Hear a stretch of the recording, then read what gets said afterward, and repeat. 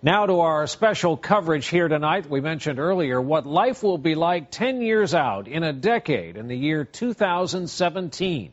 We've asked our correspondents to ask the experts in many areas of life, beginning with our chief medical editor, Dr. Nancy Snyderman, on what medicine might look like a decade down the road.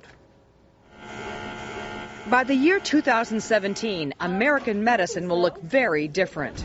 Diabetes, which affects up to 20 million Americans, will be on the verge of a cure. And treatments for devastating illnesses like Alzheimer's disease will be refined.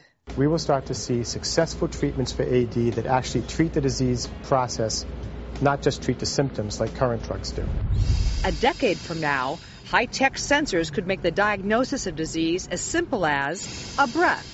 The sensor has 36 colored dots on it, and those colors change based on the chemicals they come in contact with.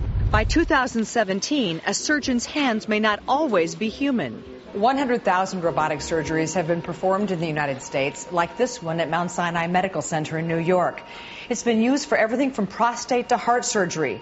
And by the year 2017, you can expect the number to increase 40-fold. Break a bone in 2017, and you probably won't need a cast. It is a liquid formulation. Using the tiniest of DNA particles, colored blue for this illustration, doctors will be able to inject bone-building proteins directly into the fracture. We really want to accelerate bone growth to within that same day so that the patient can work and walk and run on that fractured bone immediately.